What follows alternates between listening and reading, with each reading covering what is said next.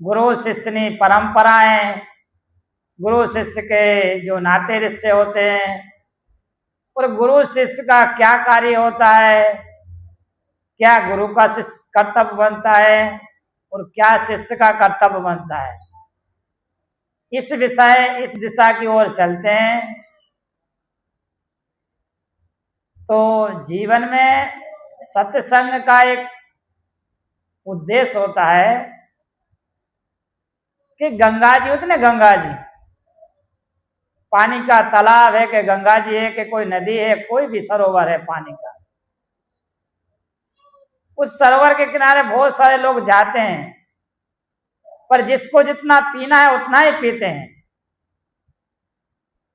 पानी की जरूरत बहुत होती है, पर उसके पेट में जितना समाता है ना उतना ही पी सकता है, ज्यादा नहीं पी सकता है।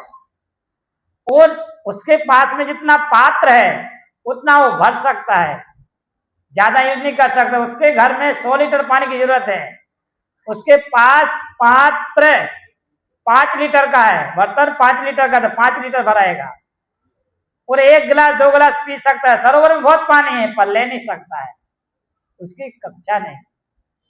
इसी प्रकार से सत्संग का यही उद्देश्य होता है कि हम कहते हैं, संत तो कहते हैं, पर जिसकी जितनी कक्षा होती है उतना ही लेगा, ज्यादा नहीं ले सकता है। अगर ज्यादा होगा तो झलक जाएगा, उबर जाएगा, तो आपको ज्यादा सत्संग सुना दिया जाएगा तो आपको नींद आ जाएगी, बेचैनी उत्पन्न होने लगेगी। इसलिए उतना ही सुनाना चाहिए जितना आपकी कक्षा है, उतना ही कहना चाहिए जितना आपको बुरा ना लगे। ये सत्संग का नियम है।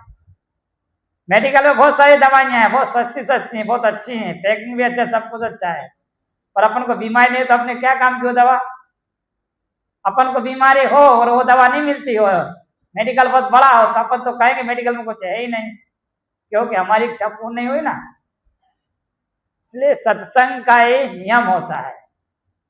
इसलिए आज ये जो गुरु पूर्णिमा है, पूनम तो हर वर्ष से हर महीने में होती है, आती है और होती है और जाती भी है। काल चक्र परिवर्तनशील है, दिन प्रतिदिन आ रहा है और जा रहा है। कोई के आने से कि कोई का इंतजार समय नहीं कर रहा है, समय और त्योहार किसी का इंतजार नहीं कर रहा है, वो अपने आप में ऑटोमेटिक सिस्टम में चल रहा है, उसके चाल से आप भी चल रहे हैं। तो कहते हैं कि आज के दिन जो हम ग्रंथ पढ़ते हैं, जिस प्रकार देश का संविधान होता है, उस देश के संविधान में हम जिस देश में रहते हैं उस देश का संविधान होता है और उसके नियम के मुताबिक हमको चलना पड़ता है। अगर उससे कोई भी विपरीत कार्य करेगा तो हम गुनहगार होंगे, हमको जेल और दंड मिलेगा।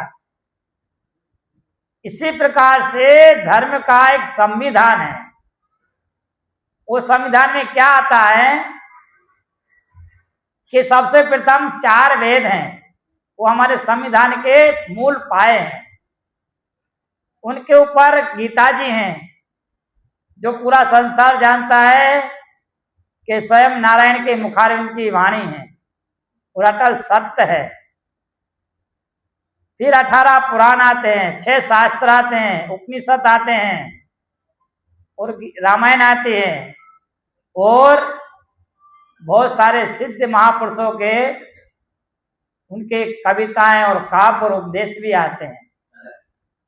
ये सब हमारे क्या है, मानव समाज का संविधान है कि जो इस लोक में लागू पड़ता है और उस लोक परलोक में भी लागू पड़ता है। अपना बनाया हुआ कानून अपने तक ही है, एक राज्य तक, एक देश तक है, पर भगवान का बनाया हुआ कानून पूरे विश्व में लागू पड़ता है। विश्व में और पूरे ब्रह्मांड में और 3 लोक में। कहते हैं जो गीता जी हैं, जो अपने जो शास्त्र हैं, 3 लोक 14 भुवन 9 खंड। यहाँ सृष्टि का विभाजन किस प्रकार से है, 3 लोक बने हुए हैं, 14 भुवन बने हुए हैं और 9 खंड बने हुए हैं। तो इस प्रकार से उन सब में एक ही संविधान लागू पड़ता है। क्या? यही 4 वेद, गीता, रामायण, भागवत जो है। तो इनके जो अनुकरण करता है, इनके जो नीचे रहता है, इनका जो मनन करके चलता है, वो ही सात्विक व्यक्ति है और वही भगत है, वही निष्ठावान है। और जो इनके विपरीत चलता है उसको कहते हैं कि वो पाप कर रहा है, वो अधोगति का नरकगामी बनता है। तो हमारे जो संविधान है उनमें कुछ संस्कृत भाषा में लिखा हुआ था।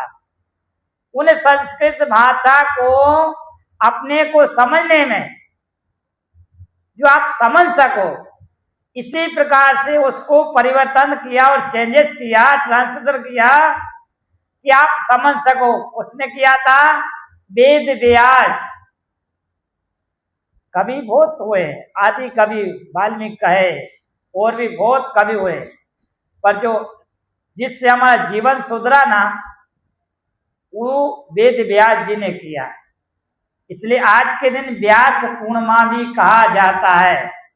आप केवल गुरु पूनम समझते, गुरु पूनम के साथ मुख्य तो व्यास पूर्णिमा।